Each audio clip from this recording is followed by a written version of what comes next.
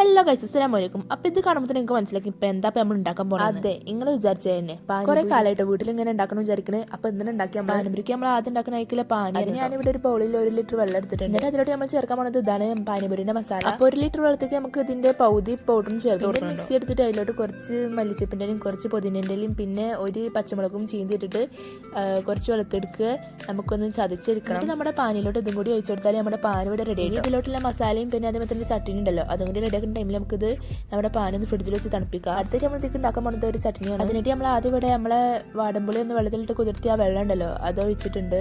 എന്നിട്ട് അതിലോട്ട് ഒരു 6 കാരക്ക കുരു കളഞ്ഞിട്ടും ചേർത്ത് കൊടുത്തു. പിന്നെ കുറച്ച് നമ്മുടെ ശർക്കര പാനി ഉണ്ടല്ലോ അതും കൂടി ചേർത്ത് കൊടുത്തിട്ടുണ്ട്. എന്നിട്ട് അതിലോട്ട് നമുക്ക് ആവശ്യത്തിന് ഉപ്പും കൂടി ചേർത്ത് കൊടുത്തിട്ട് നന്നായിട്ട് ഇതൊന്ന് കുറുക്കും. അപ്പം അങ്ങനെ ടേസ്റ്റ് ആണ്. അടുത്ത് ഉണ്ടാക്കാൻ പോകുന്നത് നമ്മൾ ഇതിലോട്ടുള്ള മസാലയാണ്. അപ്പം അതിന് ഞാനിവിടെ ഒരു 3 മീഡിയം സൈസ് ഉരുളങ്കിഴങ്ങ് ഒന്ന് പുഴുങ്ങി എടുത്തിട്ട് അങ്ങനെ ഉടച്ച് വെച്ചിട്ടുണ്ട്. അതിലോട്ട് കുനുക്കുനെ അറിഞ്ഞ വലിയുള്ളിയും മല്ലിച്ചപ്പും കൂടി ചേർത്ത് കൊടുക്കുക. പിന്നെ 1 ടീസ്പൂൺ മുളക് പൊടി, 1 ടീസ്പൂൺ മഞ്ഞൾപ്പൊടി, 1 ടീസ്പൂൺ ജീരകപ്പൊടി, പിന്നെ നമുക്ക് ആവശ്യത്തിനുള്ള നമ്മുടെ ചാറ്റ് മസാലയും കൂടി ചേർത്തിട്ട് അത്യാവശ്യം ഉപ്പും കൂടി ചേർത്തിട്ട് നന്നായിട്ട് മിക്സ് ആക്കുക. അങ്ങനെ അവിടെ മസാല റെഡിയായി. ഇനി നമുക്ക് ആകെ ഉള്ളത് നമ്മുടെ പാനിപൂരിൻ്റെ പപ്പടം ഉണ്ടല്ലോ അതൊന്ന് പൊരിച്ചെടുക്കണം. നമ്മുടെ എണ്ണ ഒന്ന് ചൂടായി വരുമ്പോൾ നമുക്ക് അതിലോട്ട് നമ്മുടെ പാനിപൂരിൻ്റെ പപ്പടം ചേർത്ത് കൊടുക്കുക. അപ്പോൾ അത് തന്നാലും ഇങ്ങനെ വേർത്തിട്ട് ഇങ്ങനെ ഒറ്റയ്ക്ക് തന്നെ അപ്പുറം മാറിയിട്ടു. അതങ്ങനെ പൊരിനെ കാണാൻ നല്ല രസമാണ് കേട്ടോ. എനിക്ക് ഭയങ്കരമായിട്ട് ഇഷ്ടപ്പെട്ടിട്ടോ ഇത് പൊരിച്ചിട്ടുണ്ട്. അങ്ങനെ അവിടെ പാനിപൂരിക്ക് എല്ലാ ഐറ്റംസ് റെഡി ആയിട്ടുണ്ടെങ്കിൽ നമുക്കിത് ഇങ്ങനെ പാനിപൂരി ഒന്ന് സെറ്റ് ആക്കി എടുക്കാം. ഞാൻ പിന്നെ കുറച്ച് മിച്ചർ വാങ്ങിയിട്ടുണ്ട് കേട്ടോ. ഏതായാലും ഇതിങ്ങനെ പൊട്ടിച്ചിങ്ങനെ ആക്കി മസാല കാക്കണങ്ങൾ കണ്ടോളി. നല്ല രസമാണ് ഇങ്ങനെ ആക്കാൻ. എനിക്ക് പാനിപൂരി ഉണ്ടാക്കൽ ഏറ്റവും ഇഷ്ടപ്പെട്ട ഇതാണ് കേട്ടോ. ഇങ്ങനെ മസാല ആക്കിയൊക്കെ സെറ്റാക്കി ഇങ്ങനെ ഒരാൾക്ക് കൊടുക്കുന്നത്.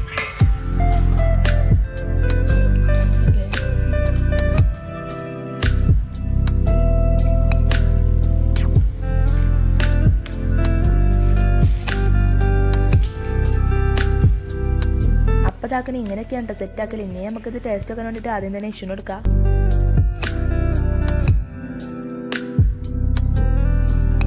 അപ്പോൾ നമ്മൾ ഇന്നത്തെ വീഡിയോ ഇത്രയുള്ളൂ. എല്ലാവരും ഇഷ്ടപ്പെട്ട ലൈക്ക് ആക്കുക, ഷെയർ ആക്കുക, സബ്സ്ക്രൈബ് ആക്കുക, കമൻറ്റ് ആക്കുക, സപ്പോർട്ടാക്കി. അപ്പം എല്ലാവരോടും അസ്സലാമു അലൈക്കും.